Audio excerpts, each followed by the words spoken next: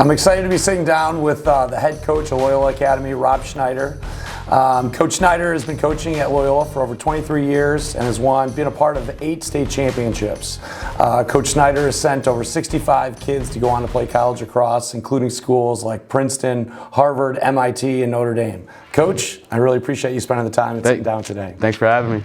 So, Coach, I'd love to hear about how you ended up coaching at Loyola. Ooh, it's interesting. When I first moved here out of college, I grew up in upstate New York. I moved here after college. I went to school at Notre Dame, and I followed my girlfriend at the time, my current wife.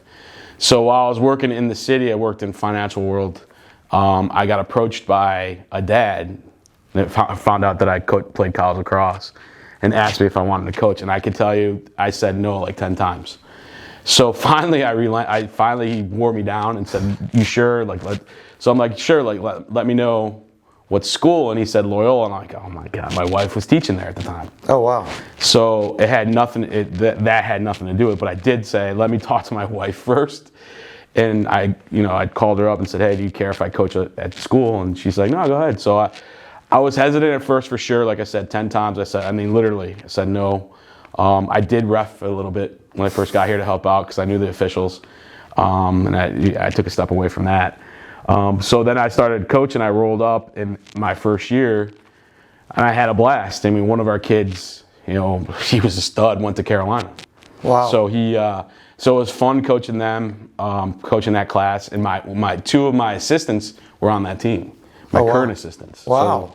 So, not on varsity. One, Seamus McGowan, who coaches the JV team, he was on the team. He was a goalie, and my current D coordinator, Brian Rhines, was one of the players on the team at the time too. So I had a chance to coach him, and that's how I ended up at Loyola. So then from there it went on. So 1999. Yeah, 23 years, huh? Yeah. Does it seem like it's gone by fast? Does it seem like it's remember some long periods of time, or what's the deal? When you say 23, it's fast.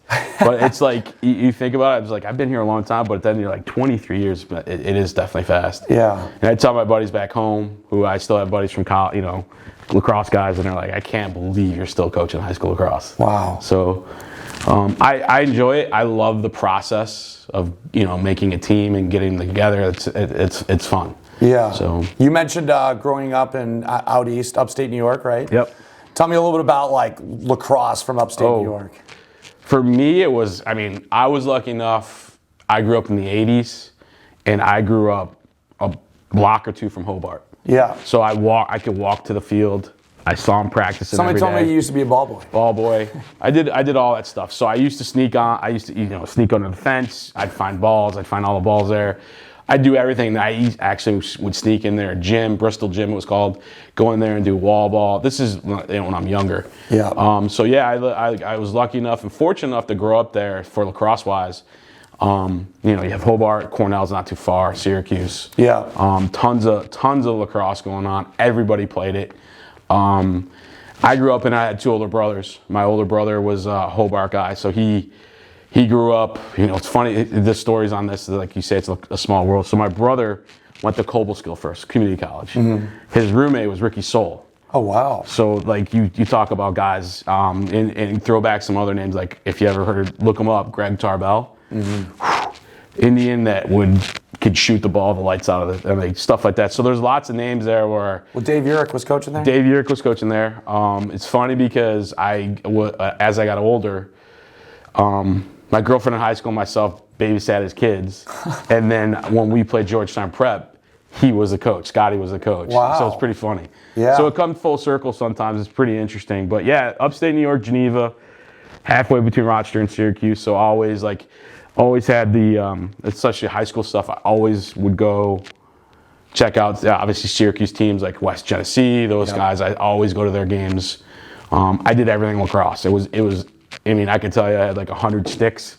I tell my kids all the time some of the stories. Like I would get my sticks with the Hobart team. I'd get 2 sticks for $25. Unlike nowadays where it's $500 basically for 2 sticks. But yeah, upstate New York. That's what everybody did. All my buddies. I had buddies go to Syracuse, Navy, Towson. Yeah. They went to all the schools. Hobart. Yeah. So RIT. So I grew up in Massachusetts, and upstate New York was like the kind of like hard hat type of lacrosse. There's also Long Island, and then there's Maryland. What are your perspective, being an upstate guy, the difference? So for me, back then, it was, like you said, I never thought of anything outside of upstate, Long Island or Baltimore, ever. Yeah. I mean, that's just how you grew up. That's what you thought. So, like, I was fortunate enough, like I said, to be right next to Hobart, so I could I went to both their camps. Yeah. And they would bring in 500 kids, and kids would come from everywhere. I remember kids from Western Reserve. Mm-hmm. I mean, like Cleveland has lacrosse, and then like even like now Philly's awesome at lacrosse. Like Philly teams are here, like kids from Philly are here, like crazy. I can remember Brother Rice kids being at the camp and just being like, come on. But I also did, as I got a little older, we traveled down a bunch of, like 4 of us went to Carolina camp, and it was all Baltimore kids. Yeah. So like, back in the day when I went, I did face off back then, a long time ago. Like Nugent was a face-off guy, and he was a Calvert Hall guy, and he was a stud. I can remember playing against those guys on a golf course. We played on a golf course. But yeah, my thought process was always upstate New York. The Long Island guys were always the ones talking trash, and the Baltimore guys were the pretty boys. So I think that's the feeling amongst everybody. I still think that it might be the case nowadays. I think so too. I think coaches feel that way too. I think some of them, college coaches I'm talking, I think some of them feel like they think the Baltimore guys are entitled to be recruited. Mm-hmm. I think they get that feeling. Like, I'm fortunate enough that I get to talk to Coach Corrigan all the time. It's always constant contact with him. I talk to Jerry at Harvard. I mean, so I kind of get the feel where they're recruiting and why they recruit guys. So it's interesting. So that the older guys still have that mentality of like, hey, the hard-working kids are the upstate kids. Yeah. Baltimore kids are like they have the sense of entitlement. Mm-hmm. So it's interesting. Another thing about the upstate too is, and I tell my kids, I'm like, I remember being outside in the snow. Yeah. Playing wall ball. Oh, right, yeah. Like, our guys are like hands off. I'm like, I'm not going out in the snow. Are you kidding me? So nowadays, everybody has turf. It's crazy. Yeah. So, yeah. But yeah, that's the feeling I got back in the day when I was growing up. It was always just upstate. Like, Connecticut has lacrosse. When I got to Notre Dame, my Randy Colley, all the guys, Wilton guys, New Canaan, all those guys were at school, and I'm like, Wilton, Connecticut. Like, well, that was a time too where, like you were referencing, even when I was growing up, like I couldn't go on the internet or watch games on TV as much unless the local games were going on. So you really didn't have the ability to watch or see other guys playing from other states. And so going to a camp, going to a tournament, it's like, wow, like this is a really different experience now. Yeah. So I could tell you, like, another thing for me is, like, I'm a Hobart. Like, I know everything about Hobart. I grew up with it. My mom just sent me from my room, like, all the old programs from Hobart. That's awesome. And I took pictures of some of the stuff and sent them to guys. I mean, it's amazing. Yeah. And I know so many guys. Like, the head coach at Highland Park in Texas is a Hobart guy that I know. Oh, wow. So it's like, like I said, it comes full circle in lacrosse. Well, obviously it's getting bigger. But then, like, back in the day when you watched Hobart play, it was all New York guys. Mm-hmm. You would get some Connecticut guys. Right. But then Syracuse was all Syracuse, West Jenny guys. Very rarely did they come from outside. Right. So it was like West Jenny, like Cornell would, it'd be a lot of Long Island guys. Mm-hmm. But a lot of it was just New York. So, like, the mentality was New York's the place to be. That's lacrosse, So, like, Hopkins was always the Baltimore everybody was kids. Recruiting from the local area. Sure, it was easy for them. Like, Hopkins could walk, they could walk down the street to Gilman and all the other schools and recruit. So tell us a little bit about Notre Dame, obviously. So you made the trip out here, and from my understanding, you were one of the early recruits for Corrigan. I was one of the early recruits, and it was interesting because when I was coming out of high school, I got recruited by all the upstate schools, all the colleges. So again, Notre Dame hadn't had a team for very long. Not long. Not competitive. Let's put it that way. Yeah. So it's funny. I always wanted to go there. My family has a restaurant in Geneva, and it's geared up Notre Dame. Oh, really? So everybody, like, all my family, everybody in that town was like, loved Notre Dame, but they also would go to the games. Football, my uncle was huge into it, so he would go back. He's gone to like 2 or 3 games now, but he hasn't missed one football game. Maybe last year was the first time. but he's gone to a Notre Dame home football game since like 1960. Wow. So it's crazy. So he, it's crazy on that because I grew up with like playing lacrosse and not thinking Notre Dame lacrosse at all. But Coach Urich, I mean, he probably will hate me for saying this, but I know he tried to get the job at Notre Dame. He wanted to be the lacrosse coach, wow. but they weren't paying. Yeah. It's just that time of the year. It was just that time. Yeah. So he ended up, he was obviously at Hobart. They won their 10 while he was there. He was recruiting me. Coach O'Hare was recruiting me at Dartmouth. Coach Moran at Cornell. I mean, it's just amazing, like all that. So I was like honed in, but then what happened was Coach Urich left for Georgetown. So then he started recruiting me for Georgetown. So then I'm like, my eyes open a little bit. I'm like, all right, I got these Ivy League schools that I can apply to. Like, let me check out Georgetown, which I loved. Yeah. But then I was still applying to Notre Dame just because I wanted to go there. Right. And what happened was, this is funny, Hobart camp, working the bar for my family. Sitting there, all the coaches come up after the camp, and Coach Urich sitting there, and he introduced me to Coach Corrigan at the bar and said, "This is Rob Snyder. That's all I'm helping you with." That's what he told him. So Coach Corrigan was like, "Hey, here's this."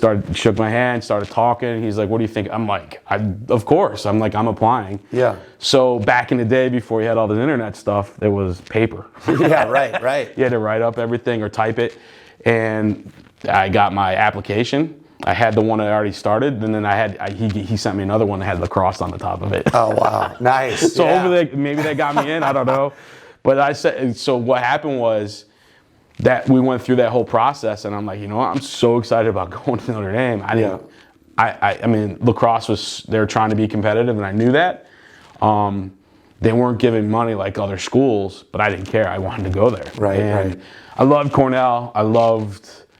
Definitely loved the whole tradition of Hobart, all that, but Notre Dame was just something there. Yeah. So when it came down to it, like when the acceptances started happening, Coach Corrigan's like, "What do you think?" I'm like, "I get in, I'm coming." Yeah. So he was all excited. So the next thing you know, there I am. I'm at Notre Dame. So that's awesome. But it was funny because they also played at Cornell. So Hobart-Syracuse was later in the day. It was a 4:00 game. Like Cornell game was at noon. So we drove down to Cornell. Watched Notre Dame get destroyed. Yeah. And I'm like this the whole time. Like, I can't believe I'm going here. And went up to the Carrier Dome to watch Syracuse-Hobart later in the day.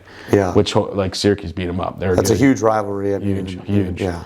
Yep. So that's how I ended up at Notre Dame. Like, that's the way I got recruited. Yeah. Much different than nowadays. I would assume. And going into my senior year. Yeah, right. Absolutely. And what's funny is that when probably a young kid looks at Notre Dame now, they're like, "Oh man, you guys must have plush facilities and all that stuff." I got it's some a different stories. school back then. Got some stories. Freshman year was tough. So now they fly everywhere. Right. It's unbelievable what they do, and their budget is enormous. But when we started, I can remember my freshman year, our spring break, we drove the bus. So we called it the Iron Lung, because we were in this thing forever. So we took off, and back in the day when MTV had the MTV summer... Road Rules. The spring break stuff. Oh, yeah. Yep. We drove to Gettysburg. We didn't go all the way. We were playing Hofstra at Hofstra. So we got to Gettysburg. We stayed at Gettysburg. And we're all sitting in this dingy hotel. It wasn't like, not nowadays where they're in like the Hiltons and all this other stuff. We're sitting there, and you open the door, and you're right outside. That type of hotel. So we're watching MTV Spring Break. So one morning, Corrigan gets us up. We have to run the battlefield.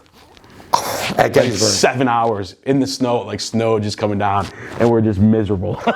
It's the worst thing ever. While you're watching TV, everybody's having a good time on spring break. Yes, you guys are out running, So then we get back on the bus, go to play at Hofstra. Then we rolled down to Charlottesville. We went from Hofstra down to Baltimore to Charlottesville. Got to make the best out of the trip. So it was unbelievable. So it was crazy. So some of the stuff that we had to do, we got one flight every other year. Was it every year? Every other year. Like we went out and played Air Force because they were in our conference at the time. So it was crazy stuff. Denver was in it back then too. We also played Denver and Air Force at the same time. Yeah. Same weekend. But yeah, we definitely didn't have. I could tell you, like if you watch Rudy. Yeah. Here's one tidbit for you for everybody in lacrosse. if you look very hard, there's one scene where in the locker room where it's the gold lockers. If you look up to the left, you can see the lacrosse helmet in the locker. That was our locker room. In one of the scenes. That's cool. You can see it. My buddy, and you can see his name, Perriello.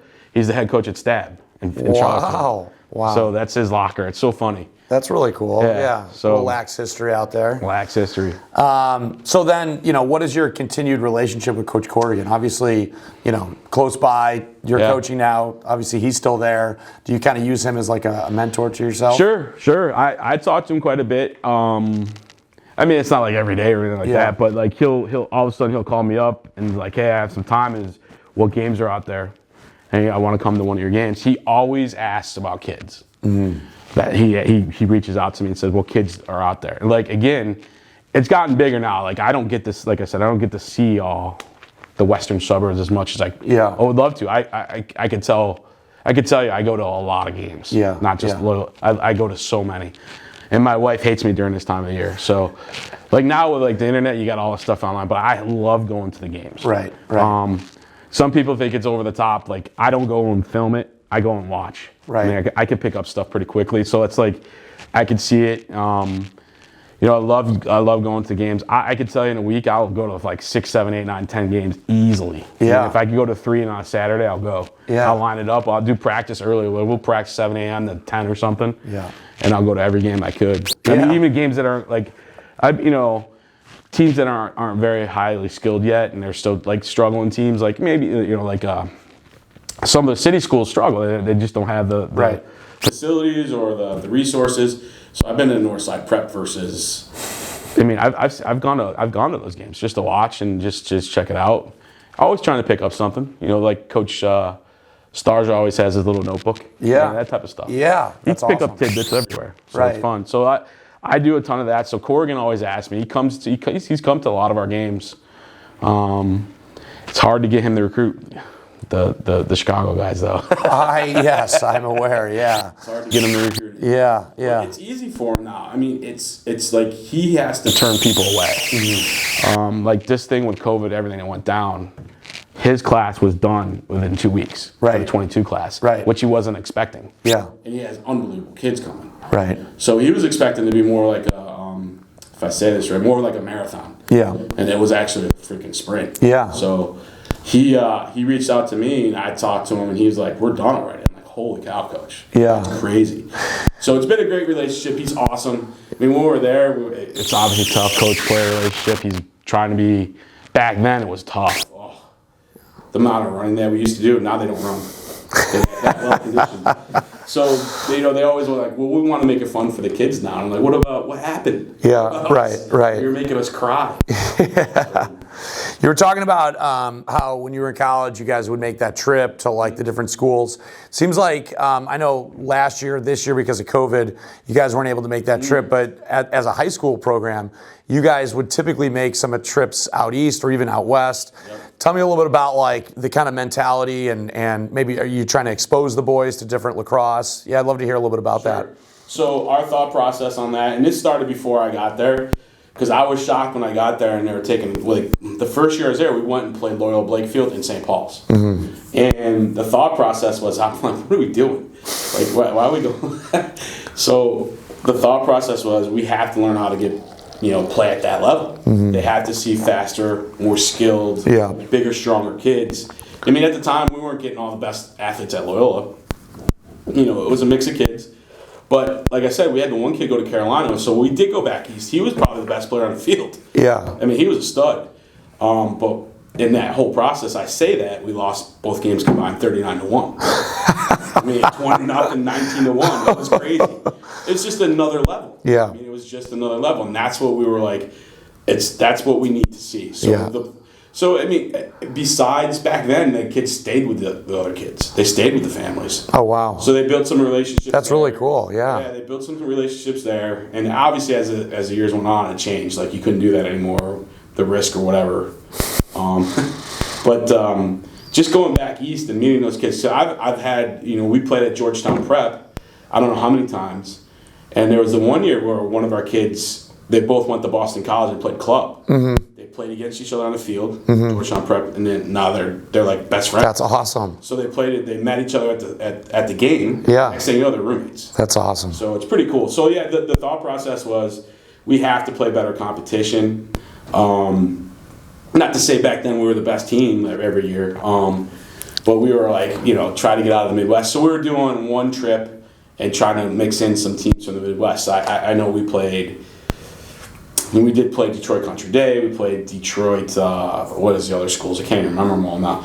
We definitely played Brother Rice. Yeah. Lots of Midwest schools. We did play Culver way back before Culver was like the recruiting thing with all the Canadian connection. And all that. Yeah. So that was the thought process. So then it progressed. So like our Mike, Coach Foyer was the original coach. It's just been me and him. He's like, we need to start doing this. So I'm like, when I became coach, we're like, we should do 2 of these. Why not? Yeah. Why shouldn't we? We should help our kids and expose them. And I can tell you, it's been a big deal. Like Luca Lazzaretto went to Princeton. Princeton's coaches called me up and said, hey, like, are you really playing all these schools? I'm like, yeah. It's like, it's fantastic because of the film we sent. Yeah. It's like, now we can engage him against the Right. So that helped him get recruited, and they actually flew out and watched a couple of our games. Wow. So it helped our, know their kids have gone, but it helped our kids. They took a look. They liked some other kids. They went other places, but like they came out and recruited our kids. They ask all the time. Yeah. So it's been helpful in that regards, and it's just great competition. But like, I could tell you this, winning one time against Georgetown Prep is such a big deal for us. I was going to ask if any memorable games where you guys won, and then it's like, all right, like this is for real. So I could tell you there were 2012 maybe, I can't remember. Jack Penn, Cal Callahan. We had I think Will was on the team. Yeah. Wesnick. We beat West Jenny at West Jenny. Wow. Which was huge for us. Like I can remember the first year we played there. Like Mike came over and gave me a hug. He's like, I can't believe we're doing this. Yeah. This has been a goal of ours for how long? Yeah. So, and Coach Messier was unbelievable. Like, the smartest lacrosse coach I've been around. I mean, he's... Yeah. So he was awesome. Like, beating them was such a big deal. Our parents run down trying to take pictures, and I'm like, get off the field. Yeah. Not ruining this relationship. Yeah, respect, yeah. So, but, Messier was like, this is a great win for your program. Congratulations. He was awesome. Yeah. So that one was huge. And then the year we went 5-1 out there was a big deal. We did lose to West Jenny, which is, we could talk about that later. But we beat Victor, which was huge. We beat them 7-6. We beat Ithaca, who the first time we played them a couple years before that, they killed us. And I'm trying to think who else. We beat Georgetown Prep. We beat a couple of, but Georgetown Prep was a big deal because we won 15 against them now. Right. It was a big win. So it was great because we played really well. And sometimes what happened to us after that was like we geared for that so much. It kind of like when we got back and went this way. Oh, really? So kids were like, I can't play today. They would think the competition's easier back home. Yeah. The motivation was very difficult. Yeah. Different. So it was a different dynamic for that part. It's kind of sucked. So it kind of hurts a little bit.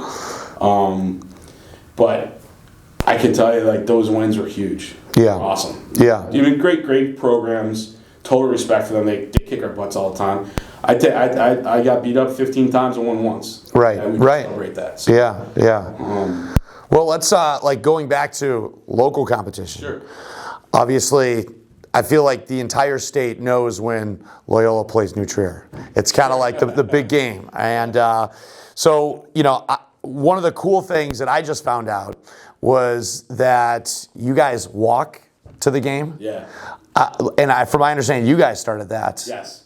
Tell me a little bit about that. It's interesting. So we, this year it's not going to happen because we have to play up the hill because of COVID stuff. Or we have a track meet. We play this Tuesday, actually. So there's a track meet.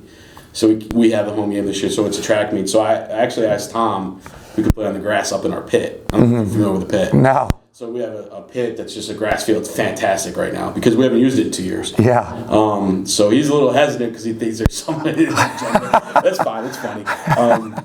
But I asked him, if he doesn't want to, it's not a big deal. It's just I thought it'd be a cool experience for the kids because we played there before. It was awesome. But going back to the walking. So they play, I don't know how familiar people are, but they have the East Campus and they have a West Campus. West Campus is freshmen.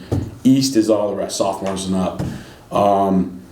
And Loyola is like close to their west, so it's I can't remember the numbers on it. We walked it as coaches. Yeah. So it's funny. We walked it ourselves to see how long it would take. The first time we did it was we've done it a couple times, but we did it in the state championship one year when we played at New Trier. Yeah. We walked it and we timed it, and then we had the kid. We warmed up at our field and walked over.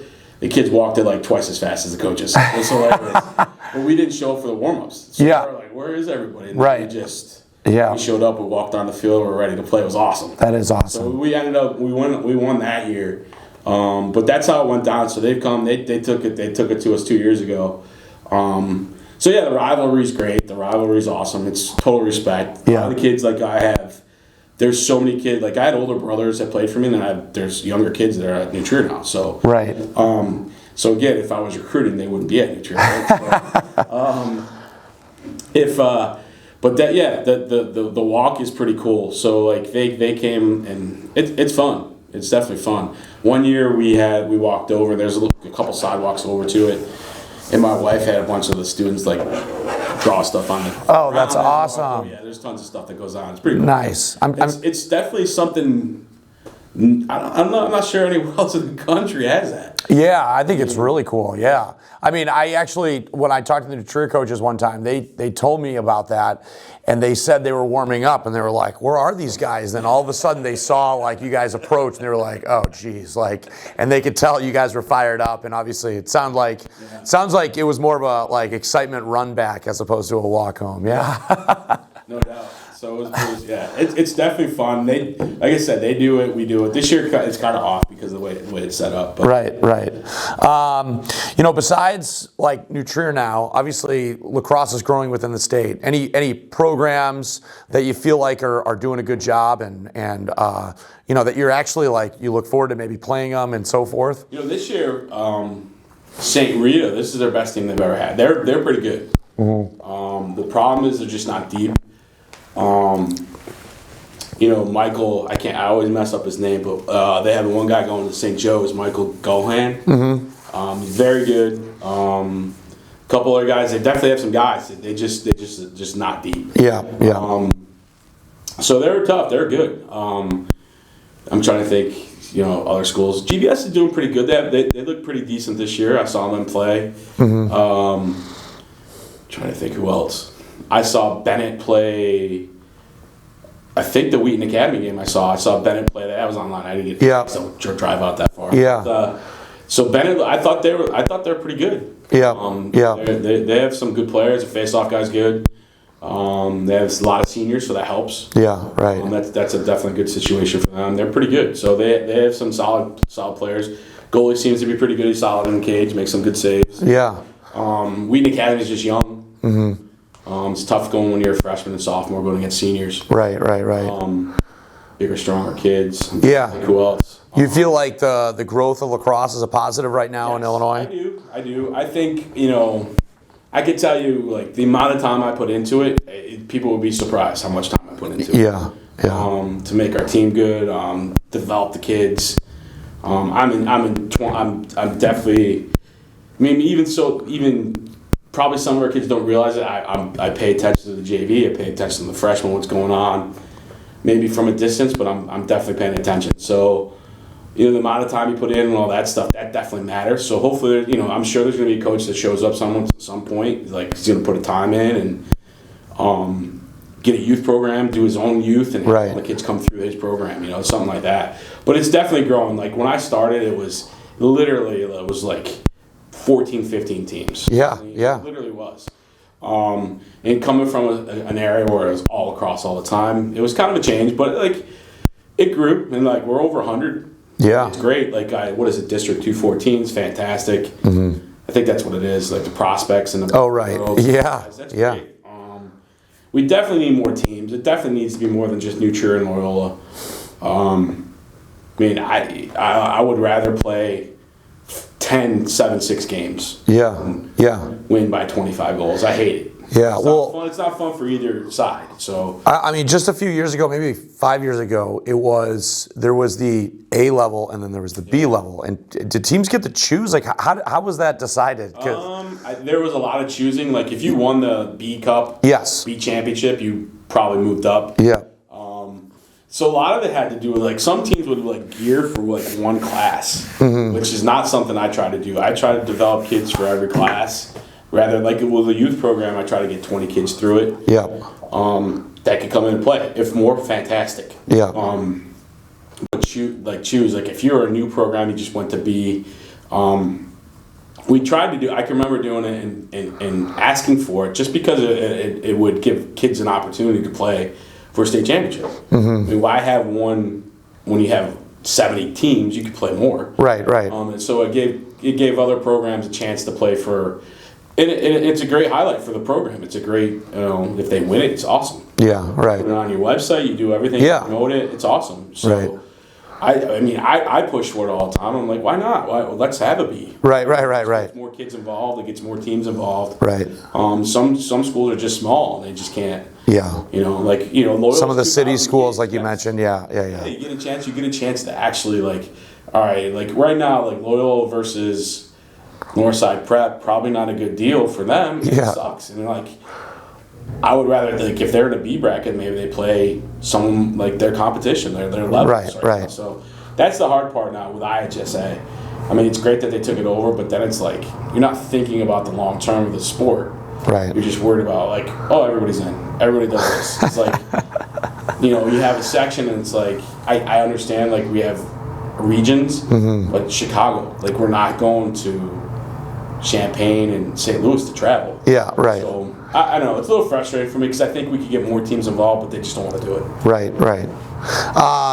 You mentioned, and again, one of my questions that I had for you was kind of like the success of your program. I feel like comes from your like just heavy involvement in just lacrosse, your own program, the youth program, like seeing players play and being out there and just being a part of lacrosse. And one of the questions that I had was, for a high school coach that wants to see their program be better in future years, what's some advice that you might have for them? So I can tell you this, we put in a ton of time on the youth side. So the last, like, if you look, there's a 1 year we had like 8 or 9 Division I guys. Those all guys came, not all of them, but a lot of them came through Loyola, or the Loyola Youth Program. Yeah. In addition, not counting our guys, I mean, we had kids go to New Trier, we had kids go to GBN, we had kids go to Glenbrook South, we had kids go to other schools. Yeah. I mean, it's not just geared for, and I made this pitch, and I try to tell parents this, you could come and play for Loyola Youth. You don't have to go to Loyola. So it's, there's a little of that. I mean, some people are suspect of it, but I could tell you, like Dylan Bruno, for instance. I don't know why his name came up. Yeah. Like, he played for me. He went to New Trier and beat us. And like Brook South, who went to Furman, and Dylan went to RIT, and then Chris Schreiber, who played in it, he's going to Holy Cross now. He plays for GBS. Yeah. Connor Karsh, who, like, another GBS kid. I'm just trying to think of kids off the top of my head. Yeah. Plenty of kids that play, especially at the lower levels, when it's 2nd and 3rd grade, and then you have teams trying to recruit to win the 8th grade stuff.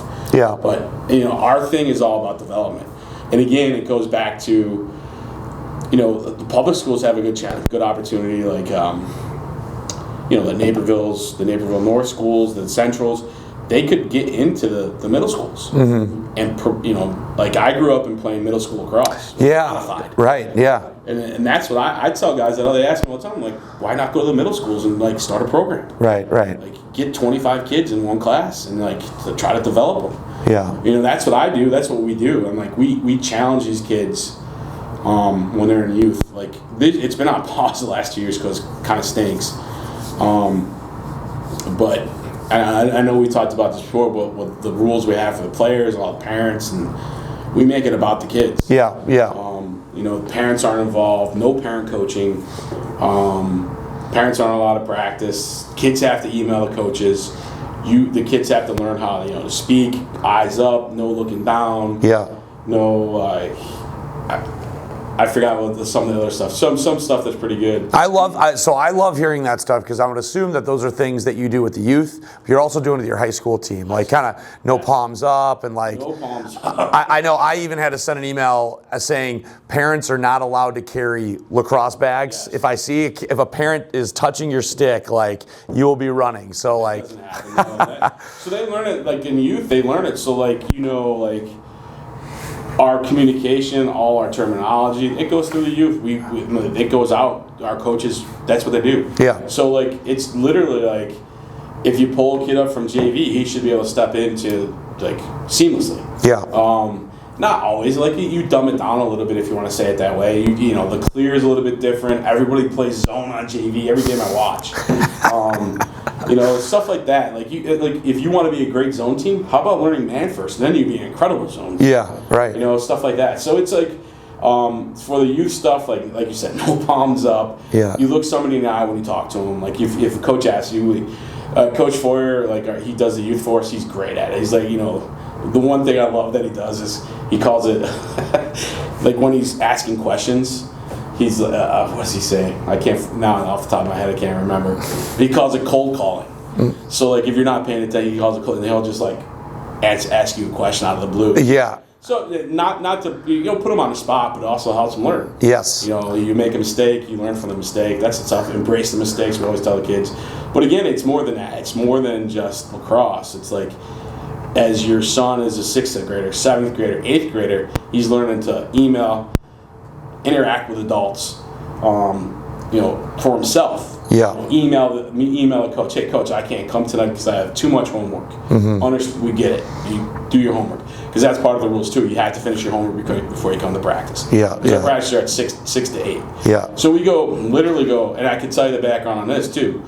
What we decided was, how do we catch up? We talked to I'm very fortunate. Like I'm friends with the Calvert Hall coach. Like, they beat us up. Yeah. One good game with them, they beat us 5-2. So I'm like, where are you getting your kids and how are you training them? So we found out a lot of schools, Long Island, everybody, they go 3 times a week. So we're like, guess what? We should go 6 times a week. We really need to catch up. We got to go 6 times a week. So that's what we started doing, and the kids loved it. Yeah. Parents didn't get it at first, but then once they're in the program, the kids were pushing to come to practice. Yeah. They're just getting better, and everything is run like a high school program. So like we go 6 days a week. The 7th day is optional, which I fought, but the kids showed up anyway. So it was a struggle. So like again, we have it 6 days a week, and it's all based on if you show up for practice, you're going to play. Yeah. You know, if you compete in practice, you're going to play, and that's what. You know, it's not everybody gets a trophy thing. We're pay to play. Yeah. So we have that going on with the youth, and it's challenging, and the kids have to fight for spots. Yeah. And it goes up through the youth. It goes up through the high school stuff. Yeah. You get to high school, you battle. So now we're getting kids that are freshmen that can come in and play. Yeah. You know, like, you know, to plug in a kid as a freshman and play, it's pretty impressive for some of those guys. But I think that's what you like. If I'm starting a new program. I'm rolling out of public school, I'm getting into middle school. Yeah. I'm trying to do my own program. I don't care about the all-star thing. I'm developing my kids. Yeah. Because I can tell you this, I don't remember, we've won IBLA stuff. I couldn't tell you what year it was. I couldn't tell you the record. I couldn't tell you. There were years in JV and freshman lacrosse we hadn't lost a game in like 5 years. Doesn't matter. Yeah, right. New Trier won 7 in a row. We didn't lose a freshman game, but what matters, right? What do the kids care about? They care about that state championship. So I'm like, it's all about the development. So you got to get in there and get the youth. You got to get your own program, get the kids rolling on that, and do your stuff. Yeah. And then you'll see it'll be a big difference. It'll definitely be a big difference. But I would love to see more. I would love to be. Ohio's great right now. Oh yeah. Ohio teams, they battle it out. They are following the middle school thing. So like every kid, he's at a middle school. Yep. He plays for the middle school team. Yeah. That's what they do. Yeah. That's what I did growing up. And then there's the recreation ball. Like everybody seems like they have to paying more money doesn't mean you're getting coached. Mm-hmm. That's what I tell the kids all the time. Like make sure wherever you go, I don't care where you go, just make sure you're getting coached. Yeah. Don't let a coach stand there with a phone the whole entire practice. Don't let that happen to yourself. Tell your dad, tell your mom, hey, this is not the place to be. So I'm like, you have that's what they need. They need to be in a program where you flow right to where you're going to high school. Right. It's different, a little different here because there's so many private schools. Yeah. There's so many here. like, you know, Loyola, Chicago Catholic League for football, and like St. Rita, Mount Carmel, it's huge, heavy football. Yeah, yeah. So there is a lot of that stuff going on in there. So like our league I think our league could be fantastic if lacrosse was like promoted a lot more. Loyola does great with it. They're awesome. Like I said, we get to take 2 trips back east. Yeah, right. So it's pretty impressive. Yeah. So actually, that brings me to a good question here. So my question originally was going to be, you know, if a kid's interested in going to a Loyola, what should they expect? And I actually want to rephrase that because somebody brought this up the other day, and we talked about it earlier.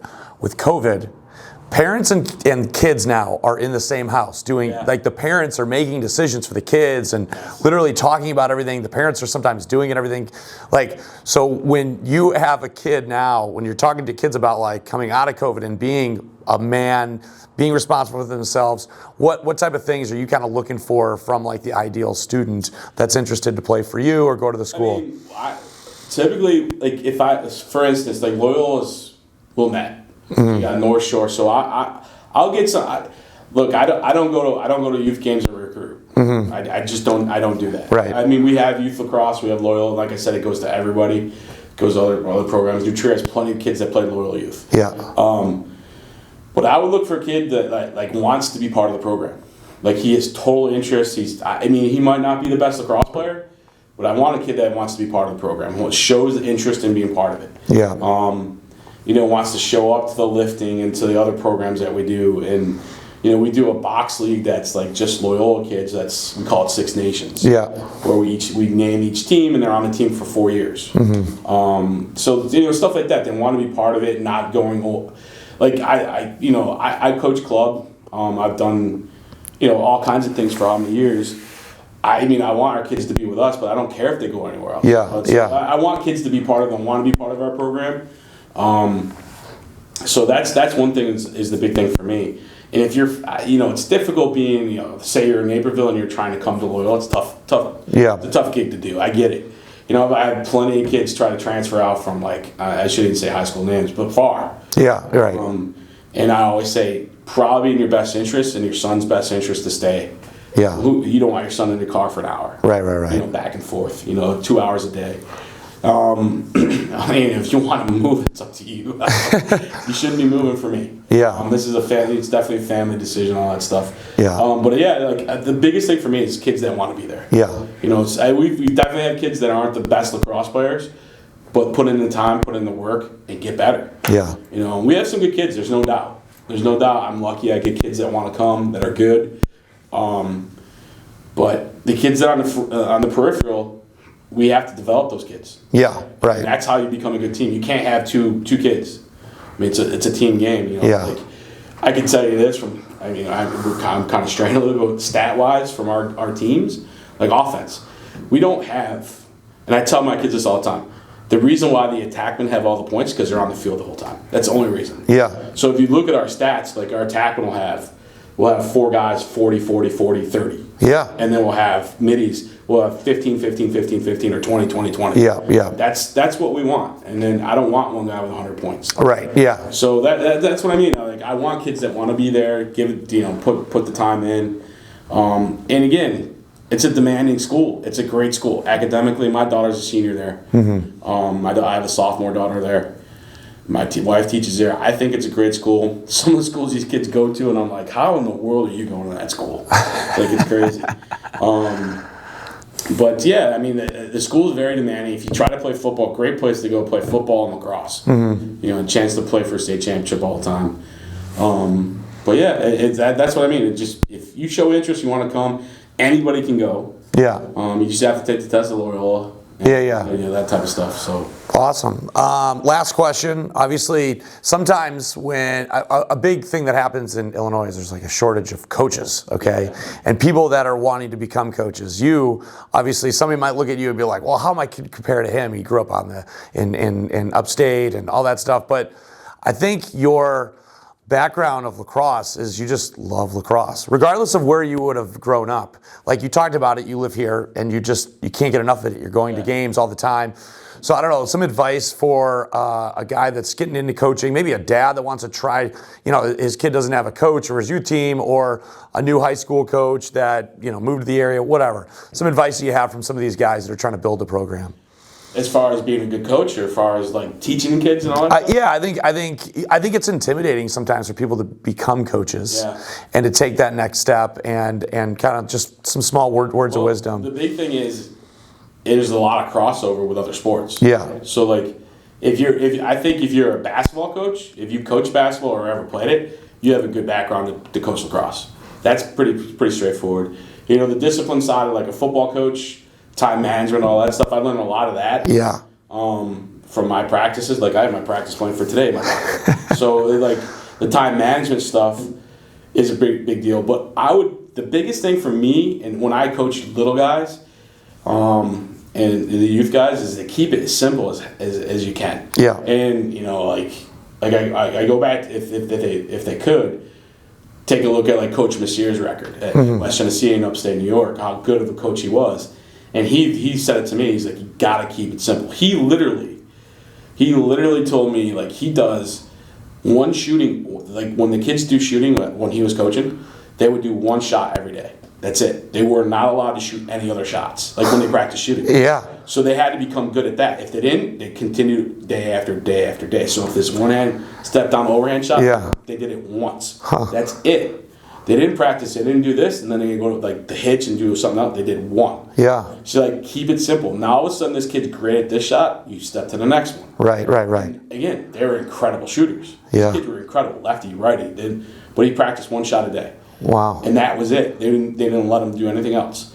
So like I would keep it simple. So like for me, like with little guys, I always practice the hand exchange, which is a big deal. Yeah. Like I did that every day and kept it simple. Like, right. Here's what you need to do, and that you'll be amazed. Like the kids now are like all of a sudden like first, second graders. But yeah, like a high school coach. Like if you're trying to be a high school coach, trying to build a program, you should definitely reach out as much as you can to me and other coaches, I guess, that are been doing it for quite a while. Reach out to college coaches. They're receptive. Yeah.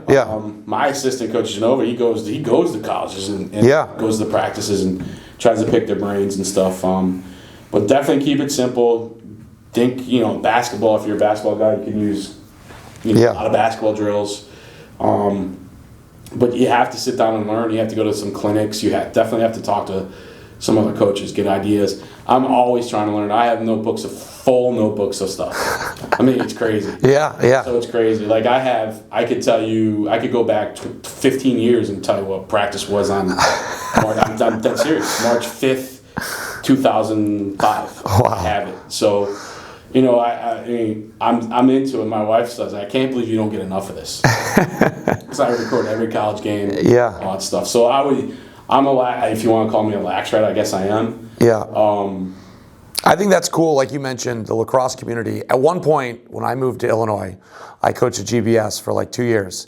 And you were like one of the first phone calls I made. And it was like, yeah, no problem, Mike. I'll talk to you. And like, it's the community of guys willing to help each other, not stealing secrets, sharing. Yeah. It's all about the players executing. Everybody's doing it. I mean, it's, yeah. I can give you, like for us at Loyola, we have a defensive playbook, offensive playbook, clearing, we have everything. Yeah. I can give it to you still got to coach it. Right? You still have to coach it. Right. You could look at it all you want. You look at our defensive playbook, our kids take a test. Yeah. All of them. Offensive guys, everybody, they need to know that they need to pass the test. That's awesome. So we give a test to them, just knowledge, lacrosse IQ, and I think that's what's missing from COVID. This year off has been tough. Just thinking of our kids. If we had the kids that we have now from last year, this year I think we'd be really, really, really good. Right. Yeah. But the lacrosse IQ is missing right now. And football kind of hurt us with the crossover. Yeah. Some injuries from football. We lost some kids this year. So it's tough. But as a coach, like you said, people don't know me. I could be standoffish. I definitely have blinders for sure. I'm the first to admit it. I'm tough sometimes. if kids are scared of me, I don't know. But I think as they get older, the seniors and stuff, I know my alumni, I get along with all the kids. Yeah. Probably shouldn't say it, but having, going out to have dinner or something beyond that. With the older guys. And like I said, I have alumni that still, I get texts from them all the time about, when's your game, all that stuff, who you playing, like they know though. Yeah, like, they wanna interact, so it's cool. But yeah, like just reach out. I had for the Chicago Catholic League, I always tell guys, I say it, like any questions or concerns, anything you need, just let me know. I'll help you out. I'm happy to. Right. Like I said, I'd love to battle it out every day, like have a 7-6 game. Seriously. I would rather. I mean, winning or losing by 20 goals is not the answer. Yeah. It's not what we need. Well, Coach, I really appreciate you spending the time today. Absolutely. It was fun, and I know people watching this are excited to feel that personal touch, and like you said, open to share some advice and so forth. And obviously, wish you the best of luck the rest of the season, and hope to see you guys in the championship game this year. Awesome. Great to be here.